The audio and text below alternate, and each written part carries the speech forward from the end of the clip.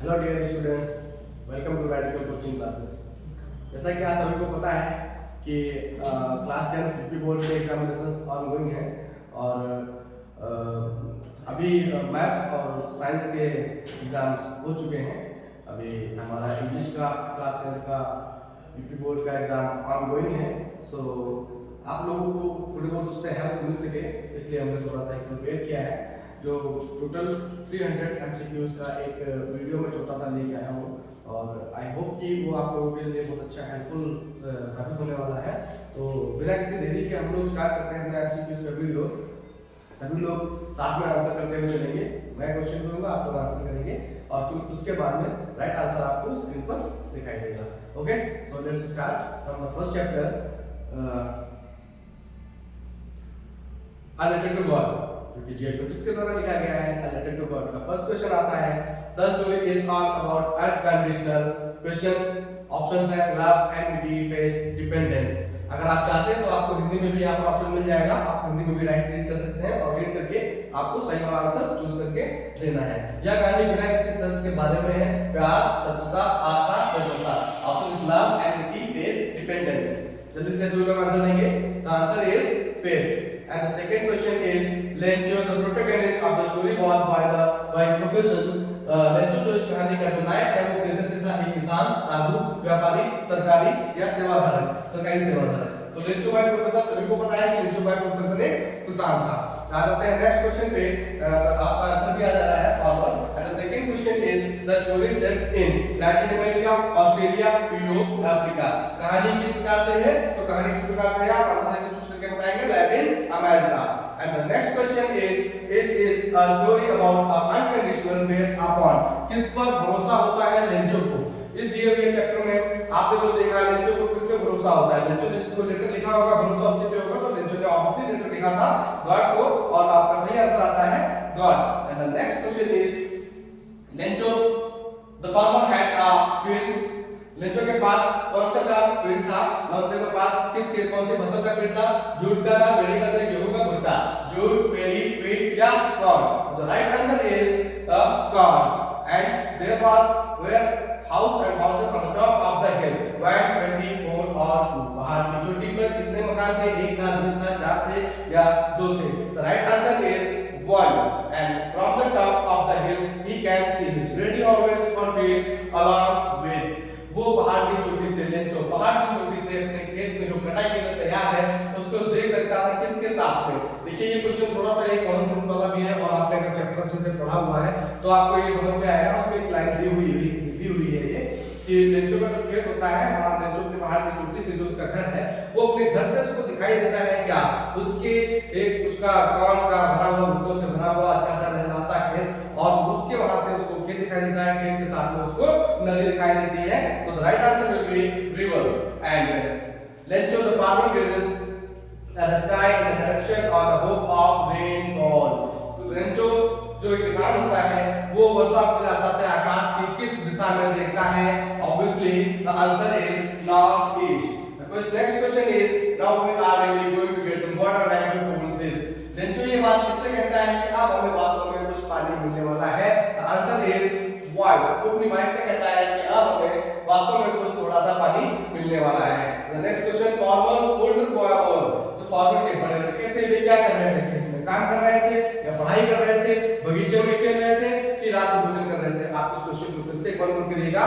Farmers older boys और farmer के जो किसान के यानी लेंचो के जो बड़े वाले लड़के थे वे क्या कर रहे थे? वे वर्किंग इन द फील्ड, वे खेतों में कार्य कर रहे थे। Yes, very right answer. Last droplets were equivalent to. जो बड़ी बूंदें थी वो किसके बराबर थी? बड़ी बूंदें किसके बराबर थी? जब आपने लेंचो ने देखा था बारिश की बूंदें गिर रही थी तो जो बारिश की बड़ी बूंदें, बारिश की बूंदें उसने दो पार्ट्स में डिवाइड किया था। एक बड़ी बूंद को देखा था और एक छोटी बूंद को देखा था।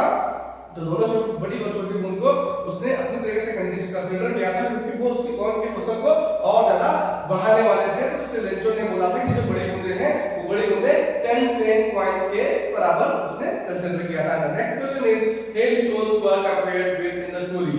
कहानी में पोलो की तुलना किससे की गई है? कहानी में पोलो की तुलना किससे की गई है? जो ओले गिर रहे थे उसकी तुलना किससे की थी?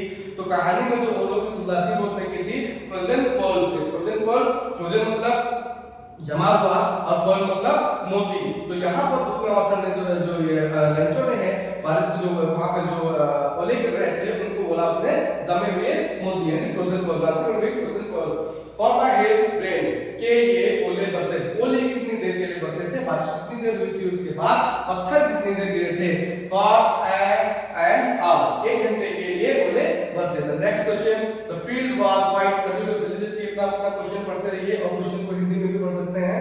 अपना क्वेश्चन पढ़ते रहिए, क्वेश्चन पढ़ के आंसर करिए और आप खुद देखिए कि आपके कितने आंसर्स में सही आ रहे हैं। The field was white as it covered with white coal salt snow milk. पूरा जो मैदान सफेद ढका हुआ था वो दिखने में कैसा लग रहा था, ऐसा लग रहा था कि वो नमक से ढका हुआ है। नमक व्हाइट, बर्फ व्हाइट, तो दोनों को एक दूसरे से जोड़ दिया गया है। There was only one hope left a help from God. From God. Sir मैंने आंसर आपको बता दिया पहले ही। ऑब्वियसली जब उसकी फसल नष्ट हो गई थी तो उसको सरकार से कोई उम्मीद नहीं थी, अपने दोस्तों से कोई उम्मीद नहीं थी, ईश्वर से भी कोई उम्मीद नहीं थी, ना तो कोई रिश्तेदार से उसको कोई उम्मीद थी। अगर उसको कोई उम्मीद थी तो केवल ईश्वर से उम्मीद थी कि वो उसके ईश्वर की मदद करेंगे। The next question, Lencho started writing a letter God on. Lencho ने भगवान को पत्र लिखना शुरू किया। इंपॉर्टेंट क्वेश्चन है। आपके टॉपिक में अगर आप देखेंगे चैप्टर में तो चैप्टर में बीच में आता है, लेकिन बहुत ज्यादा इंपॉर्टेंट आपको दिखता नहीं है। थोड़ा सा इस चीज को ध्यान रखेंगे, आपके लिए इंपॉर्टेंट क्वेश्चन हो सकता है। वो संडे मॉर्निंग में लिखना शुरू करता है। संडे मॉर्निंग रविवार की सुबह लेंचो अपना पत्र लिखना शुरू कर देता है। Next question is ox of a man means कि ऑक्स ऑफ अ मैन मनुष्य का बैल का अर्थ क्या है। आप सभी लोग जानते हैं बैल का अर्थ होता है बराबर काम करने वाला, बराबर किसी कार्य में जुटे हुए रहने वाला। तो मनुष्य का बैल से मतलब क्या, लेजी हो सकता है, वो लेजी तो कभी नहीं हो सकता, क्लेवर चालाक भी नहीं हो सकता, हार्ड वर्किंग या इट में भी, एंड फोकस मतलब केंद्रित, क्या वो केंद्रित था, नहीं, वो एक हार्ड वर्किंग मैन रहेगा। And pesos is a monetary unit of Mexico, Venice, Morocco, ज़ुरिक। Pesos आपको पता है वहां पर जब लेंचो को जब वहां से पैसे प्राप्त होते हैं, जब एम्प्लॉइज बैंक के एम्प्लॉइज को पैसे देते हैं, तो एक्चुअली लेंचो ने भी 100 पेसोस की डिमांड की हुई होती है। तो क्वेश्चन वो आपको चैप्टर में मिलेगा कि लेंचो ने 100 पेसोस की डिमांड की हुई होती है, तो वहां से आपको पेसोस फर्स्ट टाइम मिलेगा। आफ्टर दैट लेंचो को 70 पेसोस मिलते हैं जो कि पोस्टमैन के एम्प्लॉइज को दिए हुए होते हैं। तो पेसोस बार-बार आता है। पेसोस एक मुद्रा है, जैसे कि भारत की मुद्रा रुपया है, वैसे ही पेसोस मुद्रा है। तो ये कहां की मुद्रा है, मैक्सिको की है, वेनिस की है, मोरक्को की है या ज़ुरिक की है। मैक्सिको की मुद्रा रहेगी। And the next question, Lencho spend pesos to show his skill. Lencho ने अपने खेल होने के लिए कितने पेसोस खर्च करने थे या कितने पेसोस को चाहिए थे। He want only 100 pesos. So next question is what was a fine and able fellow. मोटा और मिलनसार व्यक्ति कौन था, मोटा और मिलनसार व्यक्ति कौन था। ऑब्वियसली लेंचो तो नहीं होगा, लेंचो एक फार्मर था, एक किसान था, तो वो एक मोटा व्यक्ति तो नहीं हो सकता है कि वो एक एमेबल हो या मिलनसार हो। एमेबल का मीनिंग याद रखिए, मिलनसार बहुत ही अच्छा वर्ड है, इस टॉपिक में आपको मिलेगा। तो मोटा और मिलनसार व्यक्ति कौन था, पोस्टमास्टर था, लेंचो था कि पोस्टमैन था कि गार्ड था। As you know that guard के वहां पर गार्ड का कोई डिस्क्रिप्शन नहीं है, पोस्टमैन का भी कोई डिस्क्रिप्शन नहीं है। आपको वहां पर पोस्टमास्टर का डिस्क्रिप्शन नहीं मिलेगा और वहां पर लेंचो का डिस्क्रिप्शन मिलेगा। जहां से आप क्वेश्चन को, आपको अगर उत्तर नहीं पता है, उसका दिए हुए क्वेश्चन का आंसर नहीं पता है, तो आप ऑब्जेक्ट्स को एलिमिनेट करके भी उसका आंसर निकाल सकते हैं। लाइक पोस्टमैन का उसमें कोई डिस्क्रिप्शन नहीं है, गार्ड का कोई डिस्क्रिप्शन नहीं है, तो गार्ड का तो बिल्कुल ही नहीं होगा, डाकिया का भी नहीं होगा, पोस्टमैन का भी नहीं होगा। पोस्टमास्टर और लेंचो दो का डिस्क्रिप्शन वहां पे दिया हुआ है, लेंचो ऑब्वियसली नहीं होगा because he was a farmer. तो पोस्टमास्टर को हम लोग टिक करेंगे, answer will B postmaster. The next question, the postmaster to help Lencho by giving him as a reply from postmaster ने लेंचो को ईश्वर की ओर से उत्तर के रूप में मदद की। पोस्टमास्टर ने लेंचो को ईश्वर की ओर से क्या देकर मदद की थी, उसको फसल दी थी, कि पत्र दिया था या सोना दिया था या उसको मनी दिया था। क्या दिया था, उसको मनी दिया था। मनी कितना दिया था, 70 pesos. Yes right answer. Lencho received only pesos. कितने पेसोस प्राप्त हुए थे, तो लेंचो को 70 पेसोस प्राप्त हुए थे, but he was demanding 100 pesos from God. Lencho was suspicious upon the honesty of the Lencho employees of the post office, postmaster, God, postman. Lencho को किस पे भरोसा नहीं था, लेंचो किसकी माता पर संदेह था। क्या उसको पोस्टमास्टर पे था, भगवान पे था या डॉक्टर पे था। पोस्टमास्टर के बारे में तो उसको कुछ पता ही नहीं था कि पोस्टमास्टर भी उसके लिए ऐसा कुछ कर सकता है। हाँ, भगवान की तो माता पे संदेह नहीं था उसको, क्योंकि उसने 100 पेसोस भगवान से ही तो मांगे थे। पोस्टमैन का फिर से कोई डिस्क्रिप्शन नहीं है, so we will go for the option A, employees of of the post office. Okay, the right answer. And the next question is according to Lencho, the employees of the post office are. Lencho के अनुसार post office में जो employ थे वे क्या थे? बदमाश थे, अच्छे आत्मा थे, वफादार थे, भगवान थे। I'm sorry, I'm reading in Hindi. You can choose any one of them. We have the both languages, Hindi and English one. So crooks, good soul, faithful, image of God. I guess अगर आप English वाला पढ़ेंगे तो जल्दी समझ में आएगा। crooks बच्चा, crooks भी बोला था उसको, तो ऑप्शन में भी crooks. The next, Lencho was exchanging the letter through with God. Lencho जो भगवान को पत्र दे रहा था वो एक दिल के माध्यम से दे रहा था, क्योंकि वहाँ पर कोई कंप्यूटर नहीं था, उसका कंप्यूटर नहीं था, कंप्यूटर इंटरनेट भी नहीं था, ये सारी चीजें हमें नहीं थी, तो आप ये नेक्स्ट सेशन वाली बात नहीं करेंगे। The next chapter is Nelson Mandela Long Walk to Freedom. मैं इसकी समरी आपको थोड़ा सा बताना चाहूँगा नेल्सन मंडेला के बारे में। नेल्सन मंडेला अफ्रीका के प्रथम ब्लैक प्रेसिडेंट थे और इन्होंने ही अपनी ये चैप्टर लिखा हुआ है, नेल्सन मंडेला ने खुद ही लिखा है, a long walk to freedom. Long walk से मतलब समझ रहे हैं कि एक लंबी चाल या लंबा सफर टू फ्रीडम, स्वतंत्रता की ओर। वहाँ पर ब्लैक और व्हाइट के बीच में लड़ाई होती है और उस लड़ाई को लड़ते हैं कौन? अफ्रीकन, जो यहाँ पे मनु भी मिलेंगे, अफ्रीकन भी मिलेंगे आपको, नेल्सन मंडेला करके इनका नाम है, और उन्होंने ब्लैक और व्हाइट के बीच में लड़ाई लड़ा था। ब्लैक को वहाँ से इंडिपेंडेंट करने के लिए, उनको फ्री करने के लिए, उनको आजाद करने के लिए। इसी को लेके उन्होंने अपना छोटा सा जो उनका जो long walk to freedom for freedom जो है चैप्टर, ये पूरी एक बुक है और इस बुक में पूरा नेल्सन मंडेला ने अपना सैक्रिफाइस और जो भी उनके सफर रहा है वो पूरा उन्होंने डिस्क्राइब किया है। आपका जो क्लास 10 का सिलेबस है उसमें Nelson Mandela long walk to freedom में छोटा सा उसका एक पार्ट लिया गया है, तो वहीं से लिया गया, इसीलिए आपको जो चैप्टर मिलेगा वो हो जाएगा from long walk to freedom से लिया जाएगा। तो फर्स्ट क्वेश्चन आपका आ गया है, when was the inauguration day? Inauguration day कब था? तो इनॉग्रेशन डे था 10th of May. It was celebration of South Africa's first government. ये सेलिब्रेट किया गया था अफ्रीका की फर्स्ट गवर्नमेंट से डेमोक्रेटिक नॉन रेशियल। डेमोक्रेटिक मतलब लोकतांत्रिक और नॉन रेशियल, जिसमें कोई भी भेदभाव नहीं हो। How many deputy presidents were elected? कितने डेप्यूटी प्रेसिडेंट्स वहां पर इलेक्ट किए थे? जब ब्लैक पीपल्स की सरकार ने थी तो टू वहां पर प्रेसिडेंट इलेक्ट किए गए थे। And next question is why did other countries broke of diplomatic relation with south Africa? बहुत सारे देशों ने डिप्लोमेटिक रिलेशन साउथ अफ्रीका से क्यों खत्म कर लिए थे? क्योंकि अपार्थाइड पॉलिसी, वहां पर अपार्थाइड पॉलिसी की वजह से उन्होंने अपने रिलेशंस खत्म कर लिए थे। What change brought international leaders to South Africa? End of apartheid, humanity, peace, trade negotiations. End of apartheid, यहां पर क्या होता है? What change brought international leaders to South Africa? ऐसी कौन सी चीज थी जो साउथ अफ्रीका में जब ये कार्यक्रम हुआ था, इनॉग्रेशन सेरेमनी हुई थी, तो वहां पर बहुत सारे अंतरराष्ट्रीय नेता भी आए हुए थे। ये कहां से आया? जब अपार्थाइड का एंड होता है तो वहां पर बहुत सारे अलग-अलग देशों के नेता वहां पर बड़े-बड़े नेता सब आते हैं, तो answer will be end of apartheid.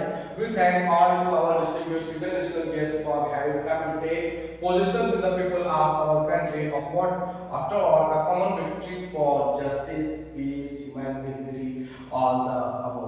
इसलिए सभी के लिए, जस्टिस के लिए भी था, पीस के लिए भी था, ह्यूमैनिटी भी था, तो इसलिए आप ऑप्शन चूज करेंगे all of the above. The next question is what was it the nation needed to be liberated from?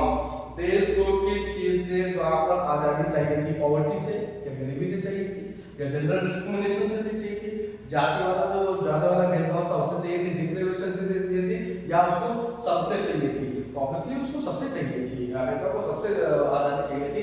And the next question is we have achieved our political emancipation. What is the meaning of emancipation? Emancipation का meaning क्या है? Freedom from restriction, enslavement, slavery, या both two और three? Freedom from restriction, किसी चीज का कोई रोक टोक नहीं होना चाहिए, किसी प्रकार का कोई भेदभाव नहीं होना चाहिए, यहाँ पर इमेंसिपेशन का मीनिंग होगा। The next question is the spectacular array of South Africa jets was a display of military precision, military superiority to democracy, both one and to none of the above। कह रहा है जो वहाँ पर जब जो जेट जो हवा में उड़ रहे थे वहाँ पर इनॉग्रेशन सेरेमनी के दौरान, तो वहाँ पर जो जेट्स जो उड़ रहे थे वे क्या दिखाना चाह रहे थे? वे क्या दिखाना चाह रहे थे? अपनी एकता दिखाना चाह रहे थे और लोकतंत्र के प्रति अपना समर्पण दिखाना चाह रहे थे। तो आंसर आप इसमें कौन सा चूज करना चाहेंगे? तो answer will B both 1 and 2, दोनों चीजें दिखाने का प्रयास कर रहे थे। And the next question is what colours does the South Africa flag possess? South Africa जो फ्लैग था वो वहां पर क्या दिखा? वो कौन कौन से कलर निकाल रहा था?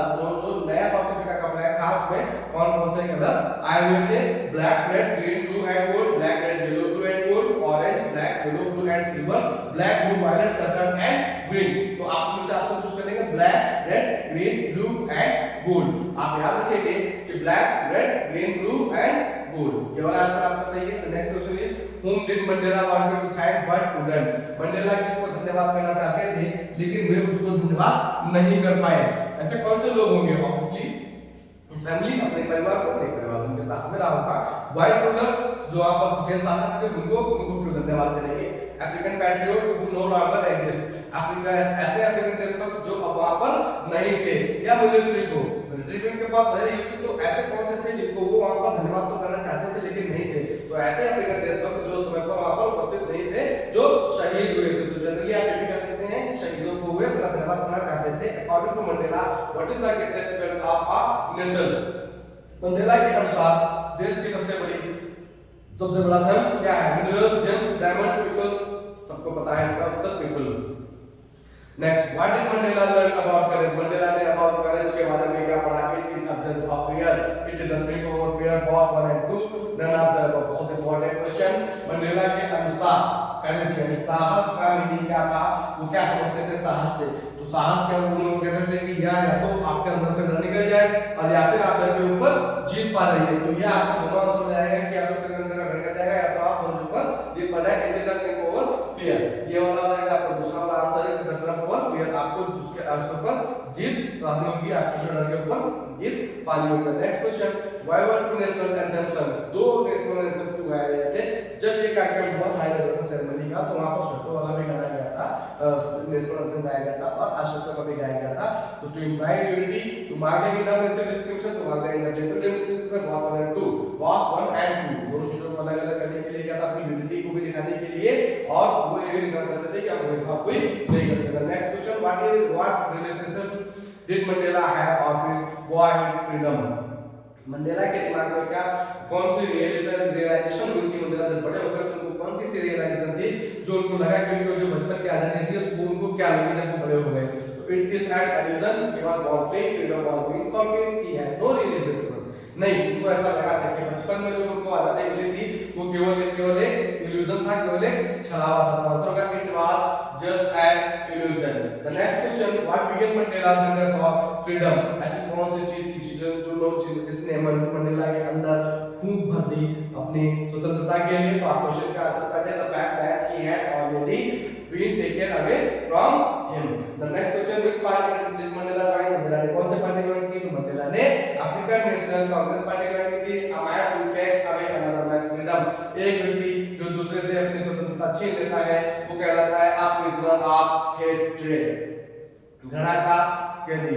Who according to Mandela is not free? Mandela के अनुसार कौन फ्री नहीं है? ओप्रेसर फ्री नहीं है कि ओप्रेस फ्री नहीं है, या दोनों ही फ्री नहीं है? मंडेला के अनुसार ना तो ओप्रेसर फ्री है ना ओप्रेस फ्री है। तो बहुत बड़ा two. And the next question is chapter number 3, two stories about life. जैसा कि आप सब लोग जानते हैं कि टू स्टोरीज अबाउट लाइफ जो है ये दो चैप्टर में डिवाइड किया गया है। एक है हिज फर्स्ट लाइफ और दूसरा आपको फ्लाइट से रिलेटेड वाला मिलेगा। दोनों जल्दी फ्लाइट से रिलेटेड है तो पहले हम पढ़ेंगे हिज फर्स्ट लाइफ के बारे में। तो हिज फर्स्ट लाइफ का जो है इसमें सीबुल के नाम का नाम से आपको पूरा चैप्टर घूमते हुए मिलेगा। और आप जैसा कि विजुअल्स में देख पा रहे हैं तो इस विजुअल में क्या है?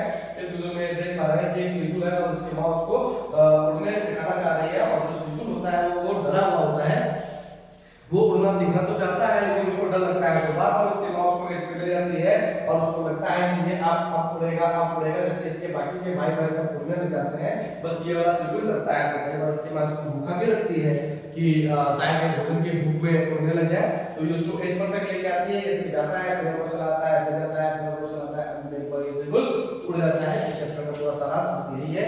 तो the first question, the story is about a young dog Sibul grow peacock, Sibul, and the next question, the young Sibul had brother and sisters।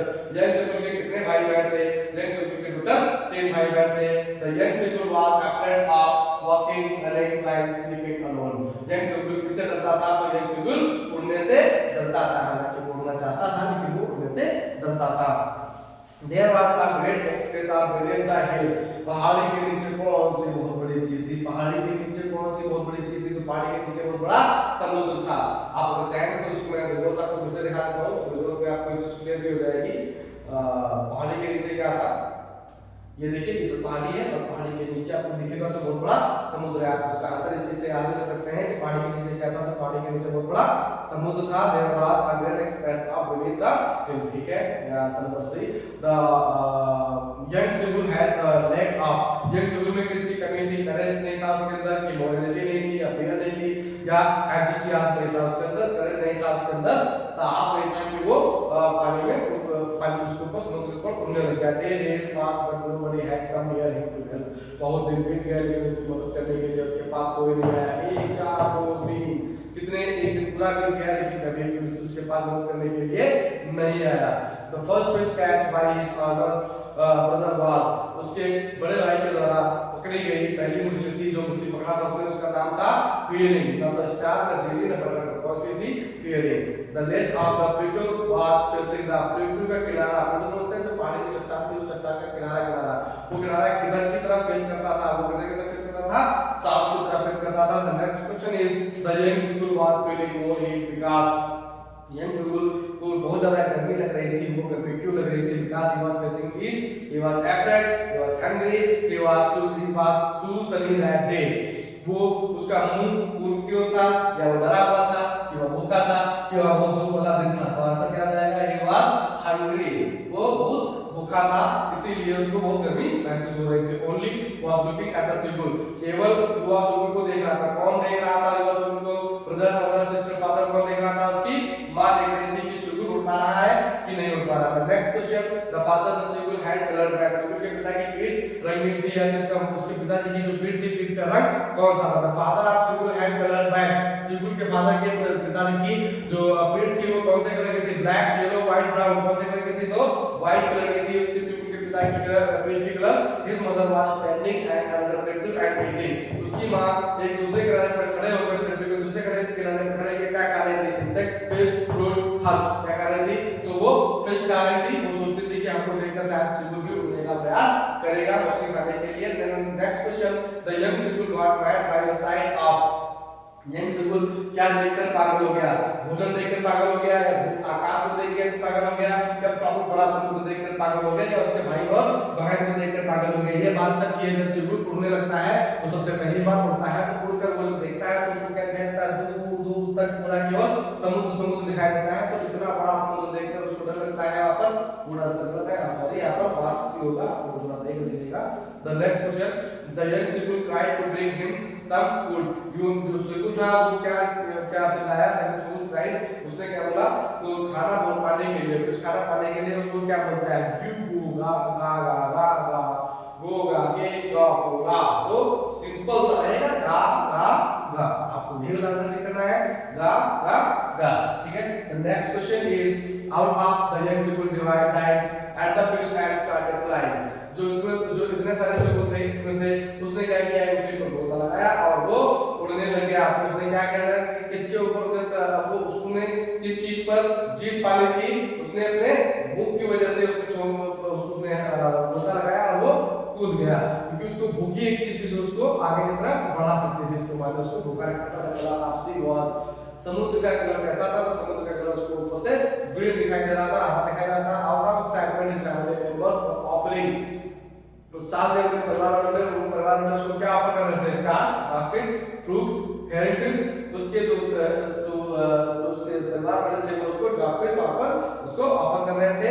अगला आता है चैप्टर आपका from the diary of Anne friend, from the diary of Anne friend, आप जानते हैं any friend की कोई छोटी लड़की थी और उसने अपनी डायरी लिखी थी, उसी की डायरी से कुछ छोटे से पार्ट लिए गए हैं और उसी से अपना एक चैप्टर बनाया from the diary of Anne Frank का आप विजुअल देख सकते हैं आपके सामने, this is the real pic. And Anne was years old, Anne कितने साल की थी, तो एनए 13 साल की थी। Anne was 13 years old, has mother patience than people, लोगों से अधिक धैर्य, मोर पेशेंस दैन अनदर, लोगों से अधिक धैर्य रखता है। एनिमल, पेपर्स, बर्ड्स, बुक्स, क्या रहेगा, पेपर जो है लोगों से अधिक धैर्य रखते हैं, ये बात एनी का कहना था। And the next question, Anne Frank started writing diary as she had grown, Anne ने डायरी लिखना शुरू किया था, एनए ने डायरी क्यों लिखना शुरू किया था, तो एनए ने डायरी इसलिए लिखना शुरू किया था क्योंकि उसके कोई भी दोस्त नहीं थे।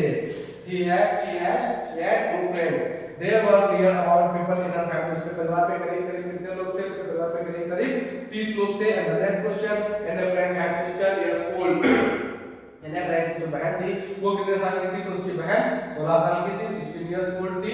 एने Frank's father married her mother when he was at the age of, Anne Frank की पिताजी ने उसकी मां से शादी की थी तब उसके पिताजी की उम्र थी 36 years. Margaret was the name of Alice, Margaret Anne का नाम था, मार्गरेट एनी नाम था, किसका नाम था, आंट का नाम था कि मदर का नाम था, सिस्टर का नाम था, किसकी डैडी का नाम था, सिस्टर, यानी एने की सिस्टर का नाम मार्गरेट था। आप याद रखेंगे एने की सिस्टर का नाम मार्गरेट था।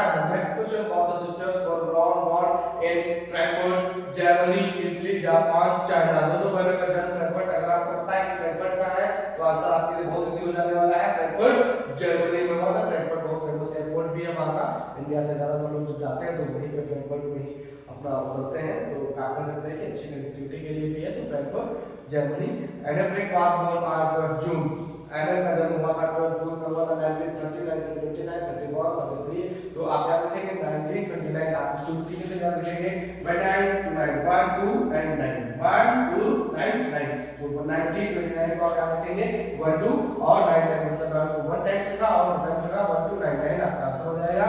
उसके पिताजी हालैंड चले जाते हैं, तो हॉलैंड में करते हैं एने के पिताजी 1933 में उसके पिताजी हॉलैंड चले जाते हैं। Edith Holland Frank is the name of Alice, Edith Holland का किसका नाम था, उसकी मां का नाम था, ग्रैंडमदर का नाम था, सिस्टर का नाम था या आंट का नाम था। एडिथ हॉलैंड उसकी मदर का नाम था।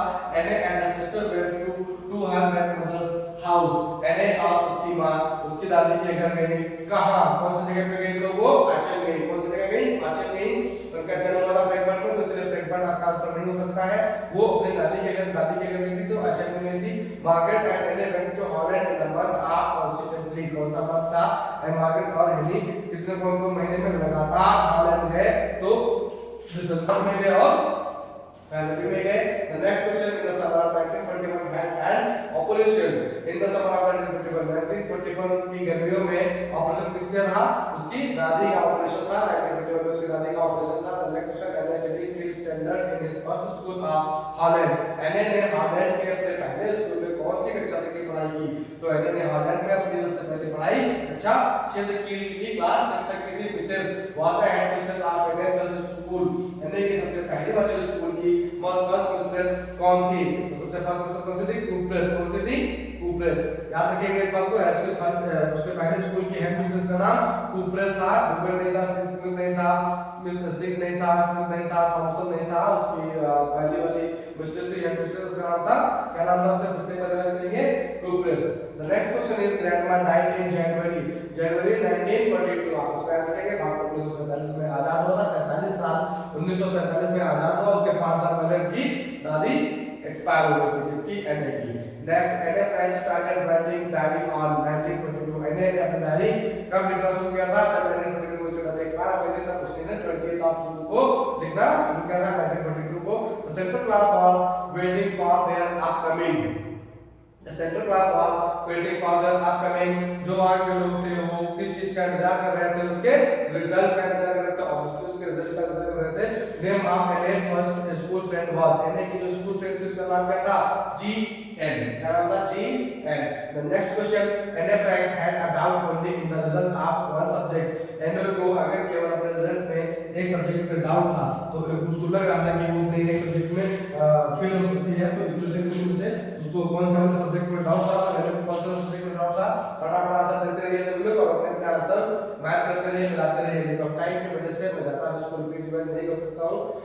आ जाएगा मैथ्स, क्या आ जाएगा, मैथ्स। उसको मैथ्स में सबसे ज्यादा डाउट था क्योंकि मैथ्स में सबसे ज्यादा वीक थी। There were teachers in Anne's school, Anne के स्कूल में कौन टीचर थे या कितने टीचर थे, तो एनएस स्कूल में टोटल 9 टीचर्स थे। The next question, Anne got as a punishment from maths teacher, Anne को अपने मैथ के टीचर से कौन सी पनिशमेंट मिली थी, एनए को अपने मैथ के टीचर से कौन सी पनिशमेंट मिली थी, उसको माता पिता उसके माता पिता को बुलाया गया था या उसको डांटा गया था, उसको चैप्टर को फिर से लिखने के लिए बुलाया गया था या उसको एक्स्ट्रा होमवर्क मिला था, तो उसको एक्स्ट्रा होमवर्क मिला था। आपको चैप्टर में सबसे पहले मिल जाएगा ये। The topic of the essay given by the teachers to Anne was, teacher ने जो उसको ऐसे दिया था वो ऐसे क्या दिया था लिखने के लिए, माय वर्क, टॉपिक बताना है जो उसको ऐसे दिया था, उस ऐसे में उसने क्या टॉपिक दिए थे, माय वर्क दिया था, या चैप्टर बॉक्स दिया था, या डिसिप्लिन दिया था, या माय सेल्फ दिया था। उसने क्या बोला था टीचर ने उसको लिखने के लिए एनए फ्रेंड को कि आपको कौन से टॉपिक पे ऐसे लिख के लाना है, माय वर्क मेरा काम पे नहीं दिया था उसको, क्योंकि वो बहुत ज्यादा बातूनी थी, बहुत ज्यादा बकबक करती थी, तो इसीलिए टीचर ने उसको मजाक में लिखने के लिए दिया था, चैटर बॉक्स में लिखने के लिए दिया था। हालांकि उसको एने फ्रैंक बहुत अच्छा लिख के लाती है उसको, तो अप्रिसिएशन भी हो जाता है। And next question is the third assignment given by Mr Krishna to Anne was an essay on. फिर मिस्टर कृष्ण क्या करते हैं, उसको बार-बार ऐसे लिखने के लिए देते हैं, ऐसे फर्स्ट, ऐसे सेकंड, ऐसे थर्ड। तो क्वेश्चन है कि मिस्टर कृष्ण के द्वारा थर्ड ऐसे, मिस्टर कृष्ण के द्वारा कौन सा थर्ड ऐसे लिखने के लिए दिया जाता है? Chatter box quack quack mister star, इनक्लूजिबल chatter box quack quack quack set mister chatter box. आपको ऑप्शन चेक करना है, तो quack quack quack set mister chatter box. पहले उसको मिस्टर चैटर बॉक्स लिखने, पहले उसको चैटर बॉक्स लिखने के लिए देता है, उसके बाद थर्ड नंबर पे quack quack quack set mister chatter box देता है। The next question, Sen and friend was very good in. जो सेन थी एने की बहुत अच्छी फ्रेंड थी, वो किस में अच्छी थी, क्या काम करने में अच्छी थी? Poetry, hand writing, essay writing या स्टोरी राइटिंग। तो वो पोएट्री में बहुत अच्छी थी, वो पोएट्री बहुत अच्छी लिखती थी, पोएट्री में उसकी एने की फ्रेंड बहुत अच्छी थी। The next question, at her third assignment एने रोट अ पोम अबाउट। एने ने अपने तीसरे असाइनमेंट में कौन सी पोम लिखी? Poet, A family of sparrow, a duck family, herself. किसके बारे में लिखती है? A duck family में लिखती है। And the next question, the lesson is extracted from the diary of a young girl, the diary of a friend, the diary of a young girl. The next question, the diary of a young girl. The इसमें lesson restricted है, and the name of the math teacher of a friend was बहुत ही आसान question. The name of the math teacher of Anne Frank। Anne Frank के math teacher का नाम क्या था? Anne Frank के मैथ टीचर का नाम था मिस्टर किसिंग। क्या नाम था? Mister Keesing. और भाई उसको बार-बार ऐसे लिखने के लिए देते हैं। आ जाते हैं हम लोग नेक्स्ट पे आ जाएंगे, नेक्स्ट टॉपिक पे हम लोग आ जाएंगे। T from Assam, T from Assam. Next chapter T from Assam के तो दो चार पांच अपने जो इम्पोर्टेंट वर्ड्स हैं, एक प्रांजल, एक राजवीर, ये लोग अपनी गर्मी की छुट्टियों को मनाने के लिए जाते हैं आसाम, और वहाँ के लिए छोटे मोटे डिस्क्रिप्शन जैसे होते हैं, तो आप हम लोग इसके क्वेश्चन आंसर फटाफट एमसीक्यूज करना शुरू कर देते हैं। प्रांजल आस्क्ड फॉर, प्रांजल ने जब ये लोग बैठे होते हैं ट्रेन में बैठे होते हैं, तो ट्रेन में बैठ के ये लोग अपने जो चाय बेचने वाला होता है उससे क्या मांगते हैं? प्रांजल से वहाँ से जो चाय बेचने वाला है उससे मांगते हैं चाय, और चाय कितनी मांगेंगे? प्रांजल और उसका एक मित्र राजवीर, दो लोग थे, तो दो लोगों को मिला के वो कितनी चाय मांगेगा? टोटल 2 चाय मांगेगा, तो obviously 2। Pranjal asked for coffee, yes 2। And the next question, how many cups of T R drunk every day through out the world. पूरी दुनिया भर में एक दिन में लगभग कितनी चाय पी जाती है? ये बात प्रांजल और राजवीर आपस में करते हैं। लगभग पूरे दिन में 80 करोड़ चाय पी जाती है। आगे आ जाइए, Pranjal was travelling with friend name. Pranjal अपने कौन से मित्र के साथ टहल रहा था, घूम रहा था, तो सफर कर रहा था? तो अपने मित्र के साथ राहुल, राजवीर, ऋषि, रणवीर। ये आंसर समझ में आ रहा है इसका? Rajveer, yes very good. And the next question is, Pranjal was busy reading. Pranjal क्या पढ़ने में बिजी था? प्रांजल क्या पढ़ने में बिजी था? Poem, love story, travelogue या डिटेक्टिव बुक? प्रांजल क्या पढ़ने में था? Detective books. क्या रहेगा? डिटेक्टिव बुक्स पढ़ने में बिजी था। The next question is known as a tree country. ऐसा कौन सा देश है जो ट्री कंट्री के नाम से जाना जाता है? दार्जिलिंग, केरल, आसाम, नागालैंड। आप सभी को पता है चाय सबसे ज्यादा होती है आसाम में, तो चाय को ट्री कंट्री के नाम से जाना जाएगा। The next question, the being told about the story of who was responsible for discovering tea। Question को अच्छे से समझ लीजिए। राजवीर ने ऐसी कौन सी कहानी सुनाई थी जिसमें उसने बताया था कि कौन वहां पर चाय का आविष्कार करने के लिए कौन जिम्मेदार है, किसने चाय का आविष्कार किया? African emperor, old scientist, Chinese emperor, British governor. कौन था भाई? चाइनीज एम्परर था, yes Chinese emperor. And the next question, Ranveer told another story of a Buddhist monk named। important question। Ranveer ने दूसरी कहानी सुनाई थी, पहली चाइनीज एम्परर के लिए कहानी सुनाई थी, and second story was about a Buddhist monk जिसका नाम था Bodhidharma. Yes Bodhidharma, Bodhidharma. The next question, Bodhidharma cut off his because it was creating disturbance during meditations। Bodhidharma ने क्या काट दिया था जो उसको मेडिटेशन में उसको प्रॉब्लम क्रिएट करती थी? तो बोधिधर्मा ने अपनी आईलिड्स काट दी थी। यस आंसर बिल्कुल सही। उसने क्या किया था? अपना आईलिड्स काट दी थी। And the next question, grew out of the eyelids of Bodhidharma. Bodhidharma के पंखों से क्या निकला था? बोधिधर्मा के पंखों से टी प्लांट्स निकले थे। ये कहावत थी, जब तक बताया थी उसको उसके अनुसार उसमें आपको क्या क्या मिला था, पॉजिटिव ट्री निकला था क्या, ब्लू आइलैंड्स नहीं, दैट टी प्लांट्स नहीं, लॉन्ग हेयर लंबे बाल बिल्कुल नहीं, क्या निकला था उसके आपको से वहां पर टी प्लांट्स निकले थे, चाय के पौधे निकले थे जो जिसको बाद में यूज किया जाता था। Tea was first consumed by in, चाय को सबसे पहले कहां पर प्रयोग किया गया, चाय का प्रयोग सबसे पहले कहां पर किया गया, तो सबसे पहले चाय का प्रयोग चाइना में किया गया। 10 next question, tea was introduced in European century, Europe में चाय की शुरुआत कौन सी सदी में हुई, यूरोप में चाय की शुरुआत कौन सी सदी में हुई, तो यूरोप में चाय की शुरुआत 16th सेंचुरी में हुई, 16वीं सदी में हुई। The train reached at Guwahati Malali junction, Maligaon Malali junction, कौन सा जंक्शन में आती है ट्रेन पहुंचती है, तो ट्रेन पहुंचती है Malali junction. Next waiting the for Pranjal and Rajveer at the platform, कौन था जो प्रांजल और राजवीर की प्लेटफॉर्म पर इंतजार कर रहा था, राजवीर के parents, the secretary of tourism company, Pranjal's parents, their friends, कौन इंतजार कर रहा था, तो प्रांजल के पिताजी भी वहां पर इंतजार कर रहे थे ऑब्वियसली, क्योंकि प्रांजल के पिताजी आसाम में रहते थे और आसाम में प्रांजल अपने मित्र राजवीर को वहां पर ठहराने के लिए लाया था। द नेक्स्ट क्वेश्चन, देखिए very T state was manage by, देखिए भाई चाय लगा किसके द्वारा बनाया जाता था, तो राजवीर फादर, प्रांजल फादर, प्रांजल फादर, प्रांजल हिमसेल्फ, किसके द्वारा, प्रांजल के फादर। यस, अभी पहले वाले क्वेश्चन में आया था कि प्रांजल को लेने के लिए कौन आता था, प्रांजल के पेरेंट्स लेने आते हैं, तो प्रांजल के पेरेंट्स लेने आएंगे, तो मतलब क्या है कि आसाम में जो जगह है देखिए मेरी वहां का जो चाय था, वहां चाय का जो बागान था, टी गार्डन जो था, वहां के मैनेजर थे प्रांजल के फादर, तो वही उन्हीं के द्वारा उसका प्रबंधन किया जाता होगा। The next question, group of tea cookers are carrying on their bags, चाय बनाने वाले समूह अपनी पीठ पर क्या लेके रहते थे, bamboo basket, cotton bags, plastic bags, cutting machine.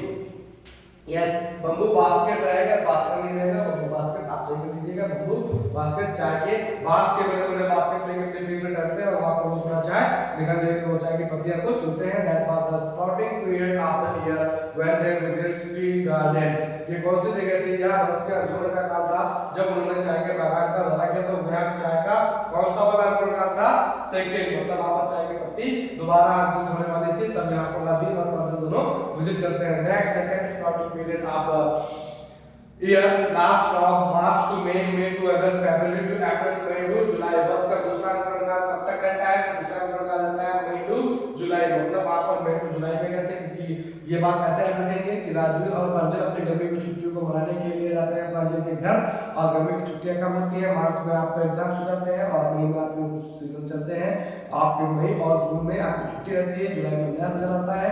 Simple सी बात है कि वहां पर जब छुट्टियां चल रही थी, ग्रीष्मकालीन अवकाश चल रहा था, समर वेकेशन चल रही थी, तो ये राजवीर राजवीर को ऑफर करता है कि हम तुमको आसाम में टी गार्डन घुमा के लाते हैं, तो इसके अकॉर्डिंग आप ट्रिक्स लगाएंगे, ट्रिक्स लगाने में आपको समझ जाएगा May to July, because February to April नहीं हो सकता है और मार्च टू मई नहीं हो सकता है, मई टू अगस्त, क्योंकि बाकी टाइम पर उसके स्कूल चल रहे होंगे, कॉलेज चल रहे होंगे, तो उस दौरान वो नहीं जा सकते हैं, जा सकते हैं तो केवल May to July. Next question, surname of Pranjal was, Pranjal का उपनाम था, उसके पिताजी का नाम से चलेगा, उसके पिताजी बरुआ थे, उसके पिताजी बरुआ थे, तो पिता से बरुआ था, उसे उसका जाएगा बरुआ।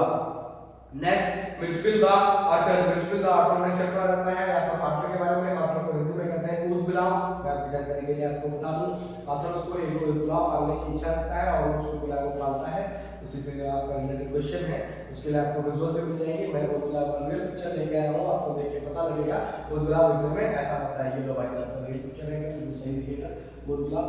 एंड आते हैं चैप्टर का, ऑथर ट्रेवल टू इराक, ये ऑथर कहां से लिया जा रहा था, तो ट्रेवल टू साउदर्न इराक, यानी आगे से हो जाएगा दक्षिणी इराक, दक्षिणी इराक साउदर्न इराक रहेगा। The author went to Iraq in the year, लेखक किस वर्ष इराक गया था, तो लेखक गया था 1956 में, ऑथर गया था 1956 में इराक गया था। The author wanted to keep as a pet, author किसको एक पालतू बनाना चाहता था, dog, otter, rabbit, cat, dog किसको बनाना चाहता था, डॉग, ऑटर, रैबिट, कैट किसको बनाना चाहता था, तो एक वो ऑटर को बनाना चाहता था अपना पेट। And the next question is Kamsuferna is a place surrounded, Kamsuferna is a place surrounded, sorry Kamsuferna is a place surrounded by, जो कैम्सुफेरना स्थान था वो किससे घिरा हुआ था, तो वो पानी से घिरा हुआ था। नेक्स्ट क्वेश्चन, ऑटर्स लव्स उल्ला किस चीज को पसंद करते हैं, तो ऑटर्स लव्स वाटर, ऑटर्स उल्ला पानी को पसंद करते हैं। The narrator's friend said that others were commonly found in that river, उस यहां पर जो लिखता है, जो लिखने वाला है, नरेटर कहते हैं लिखने वाले को, जो चीज लिखता है उसको बोलते हैं नरेटर। तो नरेटर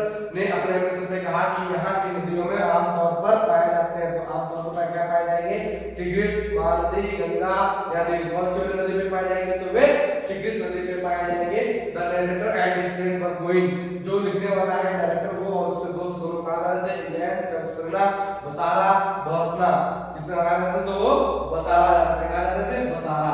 नेक्स्ट क्वेश्चन इज उस समय पहले कॉल बुक करनी पड़ती थी, ये उस समय की बात है जब अगर किसी से आपको फोन पर बात करना है तो उस समय आपको कॉल बुक करना पड़ता था, तो कम से कम कितने दिन पहले बुक करना पड़ता था, कम से कम एक दिन पहले बुक करना पड़ता था, एक दिन पहले कम से कम बुक करना पड़ता था। नेक्स्ट आ जाते हैं madam rides the bus, madam rides the bus. इसी के साथ साथ हम लोग अभी धीरे धीरे चैप्टर खत्म कर रहे हैं पोस्ट उसका प्रोज का, और आज हम लोग केवल प्रोज करने वाले हैं जिससे कि पोएट्री कम करेंगे।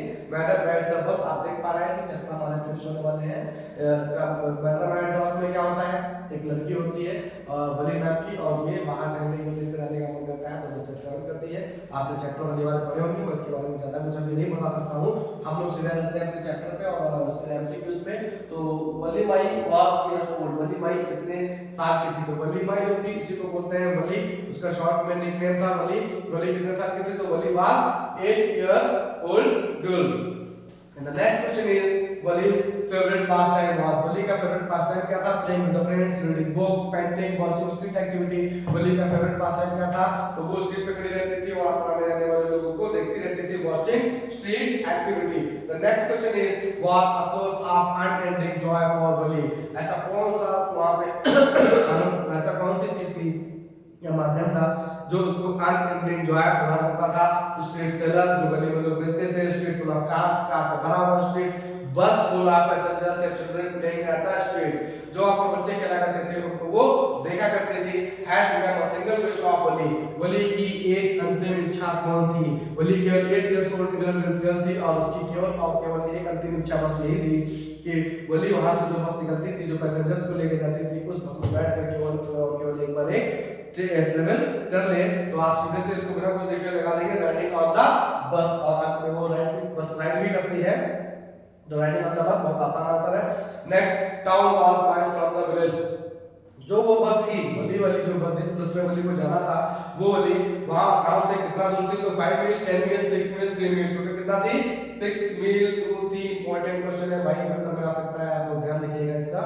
The next, the fair of the बस was in one way journey, most important question, बस का किराया एक तरफ से यात्रा का कितना था, तो एक तरफ से यात्रा का कितना था, टोटल 30 पैसे था। इस हिसाब से जाने का और आने का दोनों को मिला के हो जाता है 60 पैसे।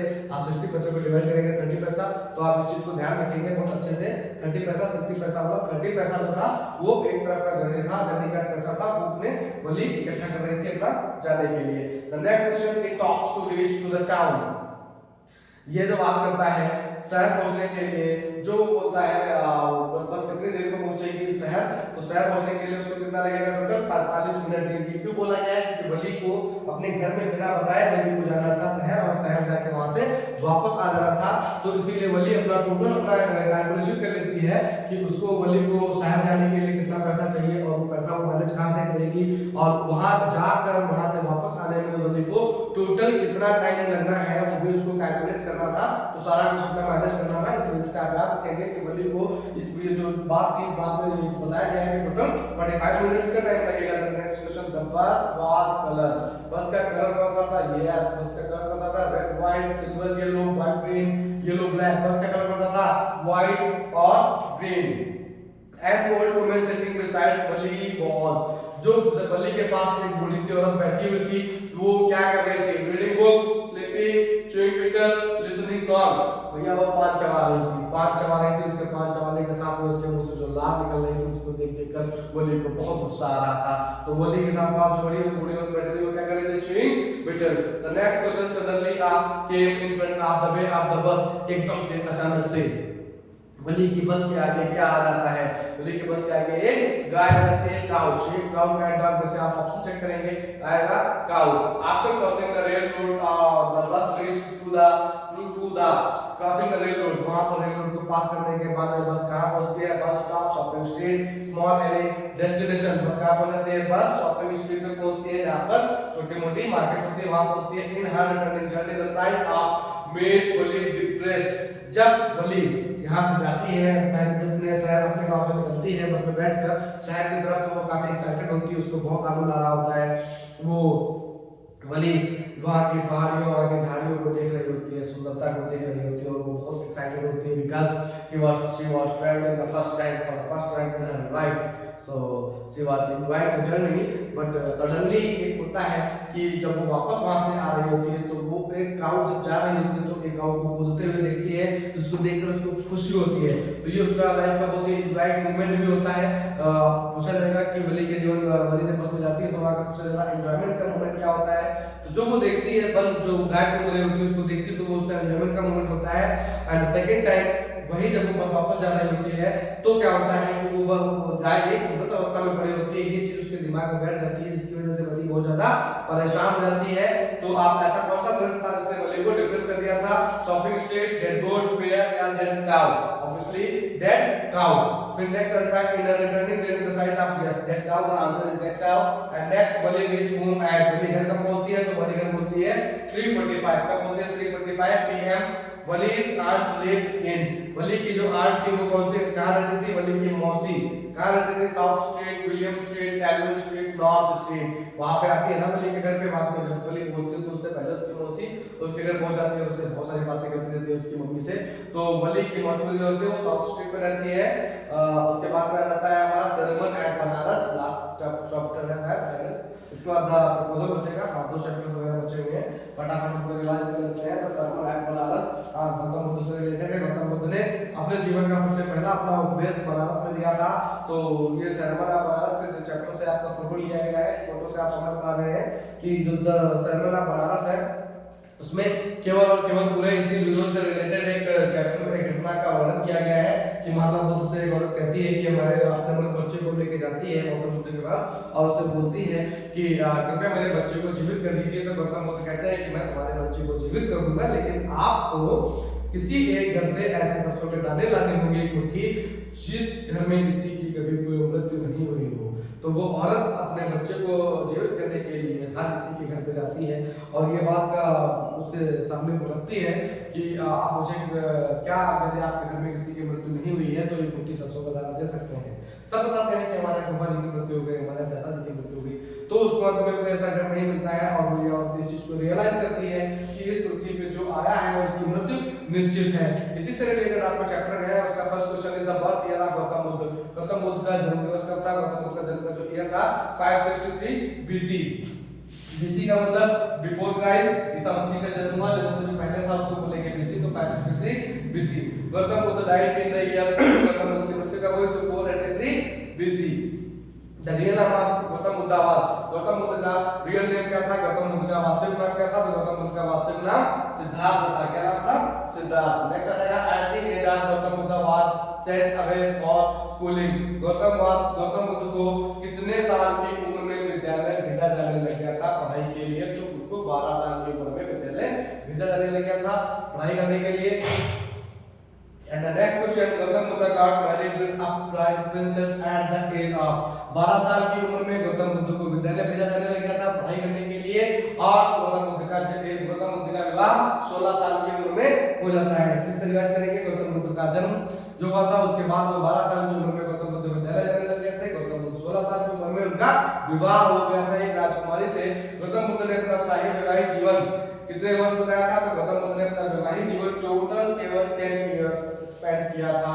12 साल की उम्र में गौतम बुद्ध विद्यालय गए और उसके बाद 16 साल की उम्र में गौतम बुद्ध की शादी हो गई। 16 साल के बाद केवल उन्होंने 10 साल अपना वैवाहिक जीवन लगाया और उसके बाद लगभग at the age of 26 he became a saint. Gautam Buddha wandered for long years in search of enlightenment. Gautam Buddha आत्मज्ञान की खोज में कितने साल टहलते रहे? तो आत्मज्ञान की खोज में गौतम बुद्ध 7 साल टहलते रहे। कितने साल टहलते रहे? 7 साल टहलते रहे। उसके बाद गौतम बुद्ध को ज्ञान की प्राप्ति कौन से व्यक्ति के नीचे बैठते थे प्राप्ति हुई थी? तो गौतम बुद्ध को ज्ञान की प्राप्ति पीपल के वृक्ष के नीचे प्राप्त हुई थी। गौतम बुद्ध को ज्ञान की प्राप्ति। The next question, Gautam Buddha gave the name to the people tree, the bodhi tree, which means Gautam Buddha ने उस पेड़ को बोधि ट्री नाम दिया जिसका मतलब है बोधि ट्री नाम दिया पीपल के पेड़ को जिसके नीचे उनको ज्ञान प्राप्त हुआ था। उस पीपल के पेड़ को उन्होंने नाम दिया बोधि ट्री जिसका मतलब था ट्री ऑफ विजडम, यानी ज्ञान का पेड़, क्योंकि गौतम बुद्ध को ज्ञान की प्राप्ति उसी पेड़ के नीचे हुई थी, पीपल के पेड़ की नीचे उनको ज्ञान की प्राप्ति हुई थी। Gautam Buddha preached his first sermon at the city of Gautam Buddha ने अपने जीवन का सबसे पहला उपदेश कहाँ दिया था? गौतम बुद्ध ने अपने जीवन का सबसे पहला उपदेश बनारस में दिया था। एंड नेक्स्ट क्वेश्चन आ जाता है आपका Gautam Buddha first sermon was about Gautam Buddha का सबसे पहला उपदेश सर्वप्रथम कहने को होता है उपदेश। तो गौतम बुद्ध का सबसे पहला उपदेश किसके विषय में था? तो गौतम बुद्ध का सबसे पहला उपदेश था man's unending sufferings।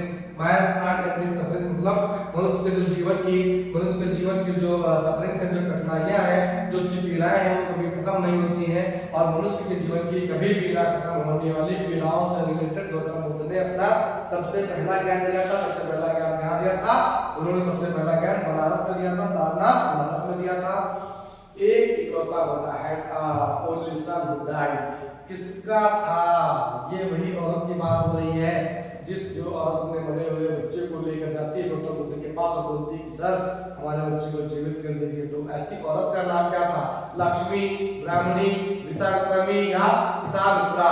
तो उसकी सॉरी किसा की जगह पर आएगा, किसा मिस्टेक है, किसामित्रामी हो जाएगा, किसा नहीं रहेगा यहाँ पे। किसामित्रामी answer is correct and also objects are miss time, so I am sorry for that. You can correct it by yourself. The right answer is Kisa Gotami. The next question is Shakyamuni is the name of Shakyamuni. किसका नाम है? Mahavir, Gautam Buddha, Kabir, Aryan, priest. Gautam Buddha का नाम शाक्यमुनि है। Next, Gautam Buddha asked from the Kisa Gotami which schedule which should be collected from a house where no deer has occurred. Gautam Buddha ने उस महिला से किसा गौतम से क्या कलेक्ट करने के लिए कह दिया था कि जो सबको घर से उसको चाहिए था जिसके घर में कभी कोई मृत्यु नहीं हुई हो। फर्स्ट क्वेश्चन है mustard seeds, bean seeds, rice bran, pulses. Gautam Buddha ने किस चीज के लिए बोल दिया था? तो गौतम बुद्ध ने सरसों के बीज के लिए बोला था, कि उसने बीन सीड के लिए बोला था, कि राइस ब्रेन के लिए बोला था, कि दाल के लिए बोला था? यस, मस्टर्ड से सरसों के दाने के लिए बोला था। Next question, Lord Buddha have explained the ultimate truth of. Lord Buddha ने किसके परम सत्य की व्याख्या की? लॉर्ड बुद्ध ने मृत्यु के परम सत्य की व्याख्या की कि जो व्यक्ति धरती पे आया है उसकी मृत्यु निश्चित है। नेक्स्ट क्वेश्चन आ जाता है आपका द प्रपोजल चैप्टर से। द प्रपोजल चैप्टर जो है इसके इंपॉर्टेंट कैरेक्टर्स हैं। आइवॉन, डिस्टिंग्विश, लोमो, इसको शॉर्टकट में लोमो कहते हैं, लोमो कहेंगे। And Stephen, Stephen is Chubukov. And Ivan, distinguish, Lomov और नतालिया स्टेफनोवा। तो इसको बोलेंगे नतालिया शॉर्टकट में, this is Ivan, this is Stephen, जिसको बोलेंगे चिबुको, ये इसके फादर है नतालिया के। आइवॉन वर्सेस लोमो, ये लोमो जो कि शादी के लिए प्रपोजल लेके आता है, इसी के लिए फोटो पे लगा हुआ है। ये और ये दोनों सेम है भाई। ये जो है जिस व्यक्ति से मिल रहा है इसका नाम चिबुको है और यही व्यक्ति बाद में इसकी बेटी नतालिया से मिलता है, शादी के प्रपोजल के लिए आता है। The first question is meaning of force is. यहाँ पर फोर्स का मीनिंग क्या है? जनरली फोर्स का हिंदी मीनिंग बल होता है, लेकिन यहाँ पर फोर्स हो जाएगा। ये एक ड्रामा का टाइप है, ये एक ड्रामा ही है जो आपको मिल रहा है देखने के लिए। द प्रपोजल एक ड्रामा है, एक एक्टिंग है और ये एक्टिंग का टाइप है क्या? फोर्स ड्रामा में लिखा गया है ये। तो ये किस टाइप का ड्रामा है? ट्रेजिक ड्रामा या कॉमिक ड्रामा या ट्रेजिक कॉमेडी या रोमांटिक ड्रामा। अगर आप इसको पढ़ेंगे तो आपको समझ में आएगा कि इसमें थोड़ी सी कॉमेडी भी है और थोड़ा सा इसमें रोमांस भी है, तो इसीलिए इसको आप बोलेंगे कॉमिक ड्रामा। क्या बोलेंगे? Comic drama. मजाक चलता रहता है इसमें। The next question, the play the proposal was written in the year. देखो मैं अभी पीछे बताया गया कि ये एक ड्रामा है, ये एक प्ले है, ये एक प्ले है। तो इस प्ले को जो लिखा गया है, ये प्ले का नाम है द प्रपोजल और ये लिखा गया है कौन से ईयर में? 1888 to 1890। The next question is Lomov was wearing. Lomov ने क्या पहन रखा था? बहुत आसान क्वेश्चन है भैया। लोमो ने क्या पहन रखा था? तो लोमो ने एक जैकेट पहन रखी थी। Was in the formal evening attire, शाम के एक अच्छे से फॉर्मल इवनिंग कपड़े में कौन था? Stephen, Natalia, लोमो। स्टीफन कौन था? लोमो था। लोमो में अच्छे से फॉर्मल ड्रेस में था क्योंकि उसको नतालिया को प्रपोज करना था। नेक्स्ट क्वेश्चन, which topic में चिबुको लोमो had some to relax himself। चिबुको के साथ बातचीत करने के लिए लोमो को कुछ राहत मिली। किससे बात करता है? तो किसके पानी के लिए बात करता है, तो उसके बारे में बात करके चिबुको को कुछ हल्की सी राहत मिलती है। चिबुको assumed that लोमो had come to ask for।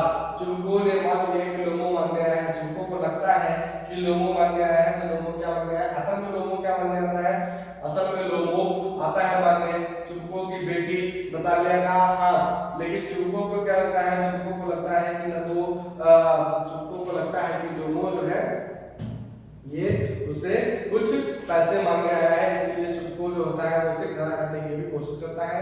लोमो did not want to marry after, Lomov किस उम्र के बाद शादी नहीं करना चाहता था, लोमो किस उम्र के बाद शादी नहीं करना चाहता था, तो Lomov did not want to marry after the age of 34, 39, 30 या 35। लोमो की जो शादी करने की उम्र थी उतनी क्या हो जाता था कि लास्ट में उसकी उम्र हो जाए शादी की, तो लास्ट में उम्र हो जाता था एज ऑफ 35। तो लोमो चाहता था कि लगभग कम से कम 35 इयर्स की एज में लोगों की शादी हो जाए। ठीक है, अगला क्वेश्चन आ जाएगा, who was suffering from palpitation. तो आप पहले जान लीजिए पाल्पिटेशन मतलब क्या होता है। पाल्पिटेशन का मतलब होता है धड़कन की बीमारी, यानी हृदय की बीमारी, हृदय की बीमारी और धड़कन की बीमारी होती है। तो ये यहाँ की धड़कन की बीमारी से कौन पीड़ित था, तो धड़कन की बीमारी से कौन पीड़ित था, धड़कन की बीमारी से पीड़ित था लोमो। लोमो को हृदय के धड़कन की बीमारी होती है और यही शादी करना चाहता है नतालिया से। याद रखिएगा उसके फादर का नाम Chubukov. Natalia was shelling for rain, Natalia क्या सुखाने के लिए वो फैला रही थी। तो नतालिया क्या फैलाने के सुखाने के लिए फैला रही थी, peas fruits pulses mango. Natalia peas यानी मटर के दाने सुखाने के लिए फैला रही थी, तो पीस रहेगा, राइट आंसर रहेगा इसका पीस। और नेक्स्ट आ जाइए, Natalia was in when she met with Lomov. Natalia कहाँ थी जब वो उसकी मुलाकात लोमो से, क्या उसने पहन रखा था, तो क्या उसने सलवार सूट पहन रखा होगा, नहीं, नाइट गाउन। ऑब्वियसली नतालिया ने नाइट गाउन पहन रखा था जब वो उससे मिली थी लोमो से। Secondly Natalia offered Lomov to, Natalia ने सबसे पहले उसको ऑफर करती है और दूसरी बार में नतालिया उसको ऑफर करती है। नतालिया को लगता है कि उसे किसी चीज की जरूरत थी, तो नतालिया उसको ऑफर करती है कि अपने साथ भोजन करने के लिए या उसको स्मोक करने के लिए। स्मोक का मतलब है सिगरेट पीना है, तो नतालिया वहां पर उसको ऑफर करती है भोजन करने के लिए, स्मोक करने के लिए या भोजन करने के लिए या ड्रिंक करने के लिए। तो नतालिया उसको सिगरेट स्मोक करने के लिए ऑफर करती है। Yes, answer is smoke. Next, had given the land to Natalia's father's grandfather। Natalia के पिता के दादा को जमीन किसने दी थी, तो इसको जमीन दी थी लोमो's aunt's grandmother, लोमो की चाची की दादी ने उसको जमीन दी थी, लोमो's aunt grandmother। And the next question, लोमो came with proposal। लोमो क्या प्रस्ताव लेकर आया था, बिजनेस का, काम का, कम्युनिटी का, मौद्रिका की, विवाह का। लोमो नतालिया के साथ शादी करना चाहता था, तो लोमो जो है नतालिया के साथ अपना मैरिज का प्रपोजल लेके आया था। नतालिया's father's grandfather had used the barren land for कितना 40 years, कितना 40 years। Natalia believed that the land belonged to them since past 30 कितना years 300 years। नतालिया का मानना था कि उसकी जमीन पिछले वर्षों से, कितने वर्षों से, 300 सालों से उसकी जमीन नतालिया के पास ही है। फिर next, the land was around in worth, जमीन की लगभग कीमत कितनी थी, जमीन की लगभग कीमत 300 रूबल्स थी, जमीन की लगभग कीमत 300 रूबल्स थी। The next question, according to Lomov the peasants of Natalia's father's grandfather used to make, peasants का मीनिंग होता है किसान, या फार्मर्स होता है और पीजेंट्स होता है, तो पीजेंट्स का मीनिंग किसान। तो किसान वहां पे क्या करते थे, नतालिया के साथ, फिर नतालिया के उसके पिताजी जो दादा के किसान थे वे क्या बनाते थे, वे ईंटें बनाते थे। क्या बनाते थे, ईंटें। ब्रिक्स आंसर होगा, bricks, pots, houses, cut glasses, नहीं, ब्रिक्स आंसर होगा। Natalia's family offered him last years, Natalia की फैमिली ने उसको अंतिम के सालों में क्या ऑफर किया था, mixing machine, grinding machine, threshing machine या ग्रेन, क्या था, थ्रेशिंग मशीन यानी थ्रेशर को उसने ऑफर किया था। To prove their ownership Natalia decided to send them to that land, अपने जमीन पर अपने स्वामित्व को दिखाने के लिए नतालिया ने क्या करने का निर्णय किया था, घास cutters, lawyer, mayors, government officials, क्या उन्होंने घास काटने का निर्णय लिया था या वकील भेजने का निर्णय लिया था या मेल करने का या सरकारी अधिकारी को ये पत्र लिखने के लिए निर्णय किया था। उसने निर्णय किया था कि वो सारी पूरी घास कटवा देगी उस पे अपना स्वामित्व दिखाने के लिए कि मेरी जमीन है, तो मैंने इसके घास कटवा दी। The next question, Squeezers was the name of Natalia's, Squeezer Natalia का नाम था, क्या था, नतालिया का कौन सा जानवर था जिसका नाम स्क्वीजर था, नतालिया का ऐसा कौन सा जानवर था जिसका नाम स्क्वीजर था, तो उसके कुत्ते का नाम स्क्वीजर था, नतालिया के कुत्ते का नाम स्क्वीजर था। The name of Lomov's dog was, Lomov के कुत्ते का क्या नाम था, तो लोमो के कुत्ते का नाम गेस था, नतालिया के कुत्ते का नाम स्क्वीजर और लोमो के कुत्ते का नाम Guess. Natalia suggested लोमो to catch. Natalia ने लोमो को शिकारी के रूप में पकड़ने का क्या सुझाव दिया था? नतालिया ने लोमो को ब्लैक बीटल्स पकड़ने का यानी भंवरे, बीटल्स यानी भंवरे, काले भंवरे पकड़ने का सुझाव दिया था। Your late wife used to beat you. Who is the speaker? तुम्हारी दिवंगत पत्नी, तुम्हारी मरी हुई पत्नी, ये मतलब मरी हुई, तुम्हारी मरी हुई पत्नी तुमको पीटती थी, ये बात किसने कही? तुम्हारी मरी हुई पत्नी तुमको पीटती थी, ये बात किसने कही? ये बात लोगों ने कही, चुपकोफ से ये बात कही थी कि तुम्हारी जो पत्नी दुनिया में नहीं है, ये तुमको पीटती थी, ये बात लोगों कहता है चुपकोफ से। He is dead, dead. Who said this? अरे वह मर गया, वह मर गया। किसने कहा? He is dead, he is dead. Who said this? ये किसने कहा? चुपकोफ ने कहा, नतालिया ने कहा, लोगों ने कहा, या सुजन ने कहा? सुजन कैसे कहेगा? वो तो कुत्ता है। कौन कहेगा? लोगों ने कहा ये बात is dead, ठीक है। और finally they celebrated their wedding occasion by opening the bottle of. आपको पता होना चाहिए नतालिया से शादी करने के लिए प्रपोजल लेकर आता है लोगों, और लोगों चुपको को ये कंफ्यूजन हो जाती है कि ये शायद पैसे मांगने आया है, लेकिन पैसे के लिए नहीं आता है, वो प्रस्ताव के लिए आता है। अंत में इन लोगों का आपस में मेल मिलाप हो जाता है, नतालिया और जो लोगों की शादी हो जाती है, और इस शादी को सेलिब्रेट करने के लिए जो उसका फादर चुपको था, चुपको क्या करता है? वो क्या करता है? क्या खोल के ऑफर कर इस चीज को सेलिब्रेशन के इस ओकेजन को सेलिब्रेट करता है? शैंपेन को या लेमन जूस को या विस्की को या कोका कोला को, तो वो शैंपेन की बोतल को खोलकर इसको सेलिब्रेट करता है, शैंपेन की बोतल को खोलकर इसको सेलिब्रेट करता है। The next this is the last question, और इसी के साथ हमारा आज प्रोज का चैप्टर फिनिश होता है। हम लोग अपने नेक्स्ट वीडियो में पोएट्री का चैप्टर डालेंगे, और आप लोगों से इस चीज की रिक्वेस्ट है कि आप ये एमसीक्यू सारे एक बार फिर से रिवाइज कर लीजिए। वीडियो को चाहे तो एक या नहीं, दो या नहीं, 3 बार देख लीजिए। आपको जो भी क्वेश्चन में मिलेंगे, आपके सारे एमसीक्यू जितने लिटरेचर के मिलने वाले हैं प्रोज से रिलेटेड, इससे बाहर कुछ भी नहीं मिलेगा, ट्रस्ट मी। आप इस वीडियो को बार-बार देखिए। आप नेक्स्ट जो सेकंड नंबर वीडियो है उसको आप वेट करिए, आपको पोएट्री के लिए नया वीडियो मिलेगा। थैंक यू ये पूरा वीडियो देखने के लिए। इंग्लिश क्लास 10 चैप्टर का आपको प्रोज, आई होप कि आप लोगों को प्रोज के बहुत अच्छे और एमसीक्यूज मिले हुए होंगे। और पोएट्री के लिए हमारे पास पूरा मटेरियल अपना रेडी है, वो मैं कल लॉन्च करूंगा। आप लोगों के लिए गुड न्यूज़ है कि कल मैं ये जो आपका पोएट्री का चैप्टर जो होगा, ये पूरा मैं अपने इसी चैनल पर, राइटिकल कोचिंग क्लासेस के चैनल पर मैं लाइव आपको प्रसारित करवाऊंगा। आप लोगों से रिक्वेस्ट है कि प्लीज़ सभी लोग राइटिकल कोचिंग क्लासेस पे हमारे लाइव आके उस चैनल पर अच्छे से उसको समझिए, क्योंकि उससे आपका बेनिफिट होने वाला है कि आप वहाँ पर जो क्वेश्चंस करेंगे उनके आंसर्स मैं आपको इंस्टेंट रिप्लाई में दे सकूंगा, है ना। तो थैंक यू सो मच आप लोगों को इस चैनल से जुड़ने के लिए। और आपको अगर ये वीडियो अच्छा लगा है तो प्लीज़ इस चैनल को लाइक, शेयर और सब्सक्राइब करें। Thank you so much. कल की टाइमिंग हमारी रहेगी, जो हमारा लाइव क्लासेस रहेंगी उसकी टाइमिंग कल की रहेगी शाम को 8 बजे। Thank you so much. तो चलो चलिए फिर कुछ खाए हुए चले, मैं अपलोडिंग करिए चले ना।